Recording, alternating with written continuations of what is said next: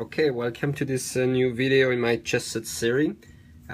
This time it's going to be about the queen because this is where I'm at. And just before I get started, like in my previous videos, let me show you the work that I did so far. I was working in the bishop the last time that I made a video, so here are my finished bishops along with all my finished pieces.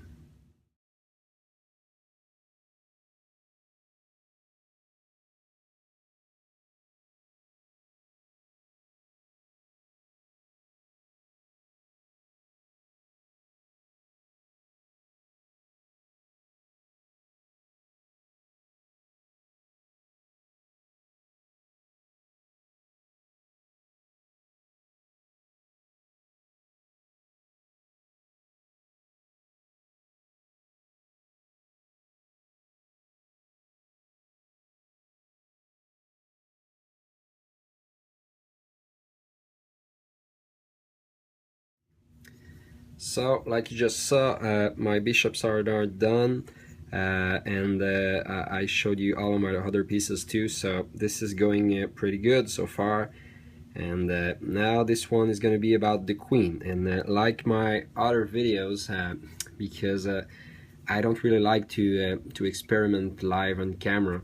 I like to have at least one pieces done before I do those videos. So here it is. Here is my queen that is already done. So this one is a little taller than the other pieces. Actually, all the pieces kind of ramp up. The king will be the tallest one at about 4 inches at last, and this one is actually I think it's 86 millimeters high. So this is my finished queen, and I'm pretty happy with how it turned out. You can see that this piece is actually quite similar to many other ones up until this part. The base of pretty much all my pieces look the same, and the head is different.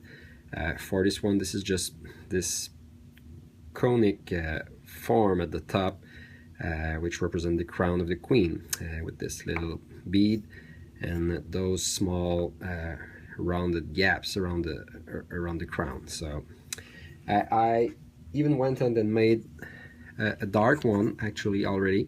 So I actually already have all the queens that I need to play chess. I have a dark one and a light one, but I want to do an extra queen of each color because like these days, like almost any higher hand chess set, you get an extra queen of each color, and this is what I'm gonna do because I want to account for the pawn promotion possibility in the game. So there's this move when you can actually get an extra queen in a game of chess. So I'm gonna go on and make another white queen out of this blank right here, and then I will only have a dark one to mate. So this blank is already cut to dimension. Like you can see, it's the right length, and it's actually the right diameter. So, and I even went along and made a few marks already on the blank. So it is ready to be worked on. So the first step, since the marks are already there, it's going to be to reduce, like for if you watch the other videos that I made, to reduce different sections of the blank to match different sections of the piece. So let's do it.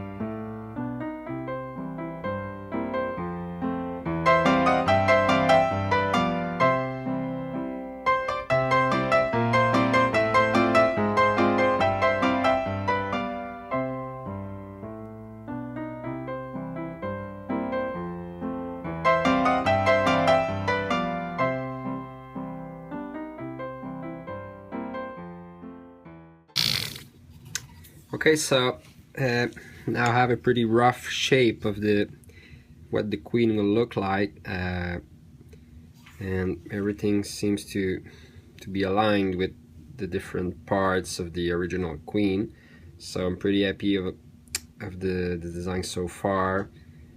The next step is going to be to work with the spindle gouge on the base part to achieve this groove right here, and then to work on this part. And again, I like not to make this part not to work too hard on this part with the gouge, because I prefer to finish it with sanding later, because it's pretty easy to make it wrong right here. So I'm gonna work this part, this ring right here, and get back for a few words before I begin working on the head.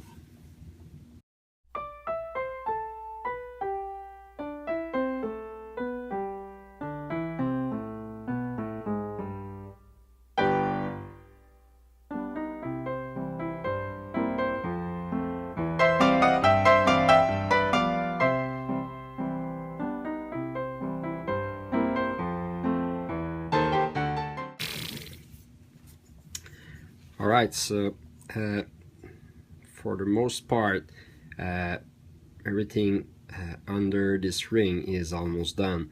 It will just need to be sanded and finished to the final product. So what's remaining is the head of the queen. So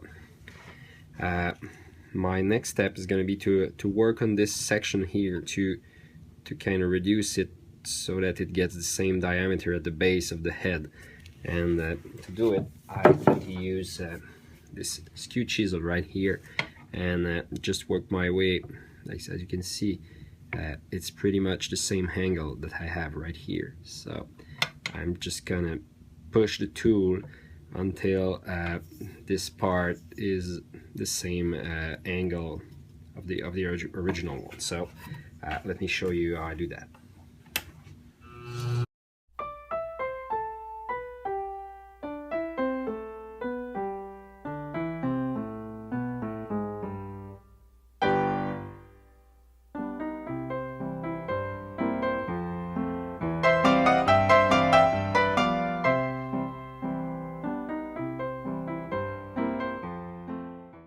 Alright, so like you can see, the head is now looking good.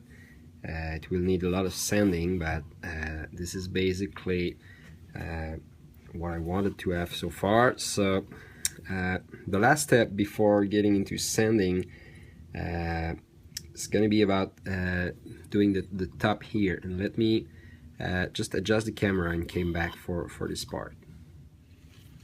So now I think you can see a little more clearly the top of the part, and I'm just gonna round this little top section right here and work on this little bead. So alright, let's get started.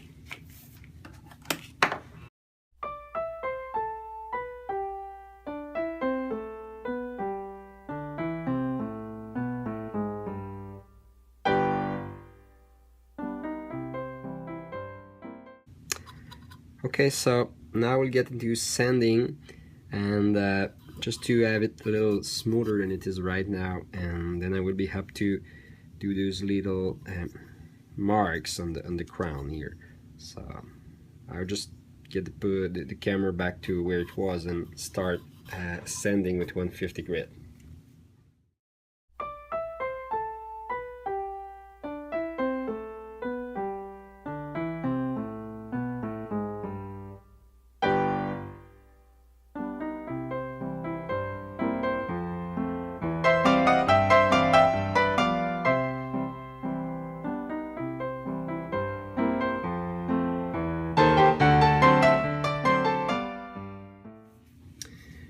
Alright, so here is the queen removed from the chuck. I did leave it on the jig because I'm gonna put it back in the scroll chuck in a few minutes. So this is pretty much like the original one.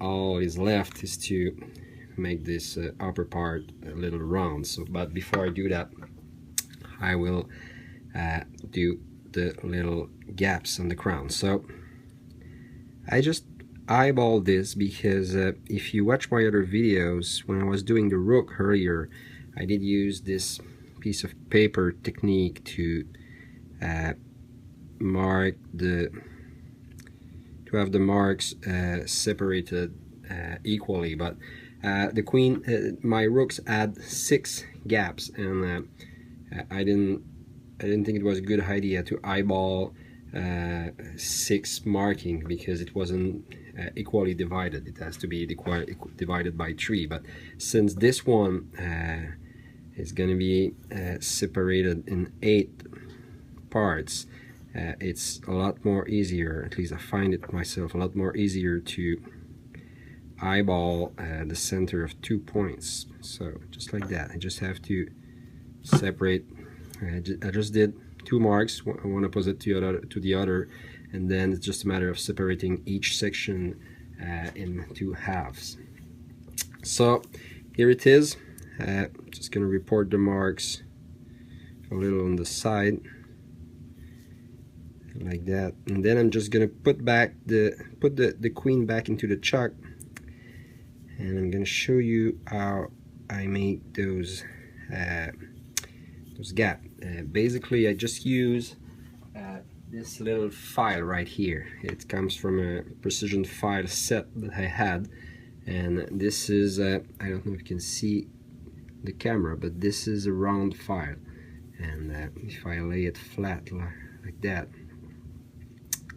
it is round. So when I use it to file the crown, it gets those rounded markings here. So I will put it back in the chuck and file those gaps using this file right here.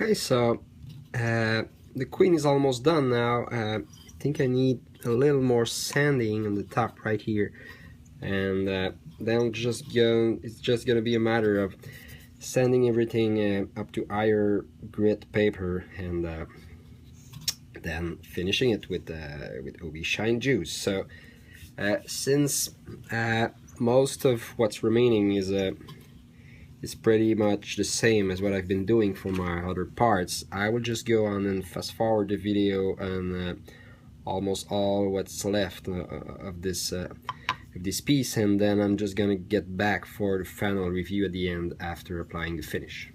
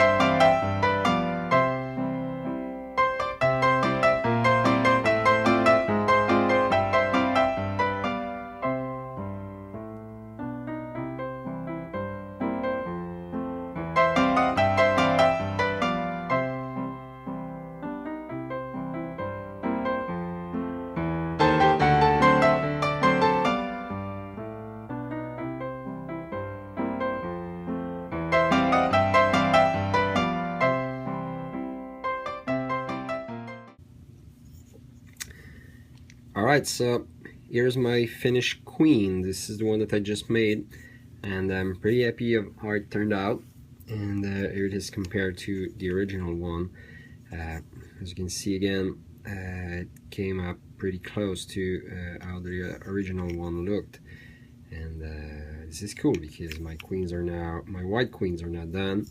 Like I showed at the beginning, I already have this dark queen made too, so I just have one dark queen left to do. So my next video is going to be about the last piece of this set, which will be the king, obviously. So in the meantime, here is one last time my finished queen compared to the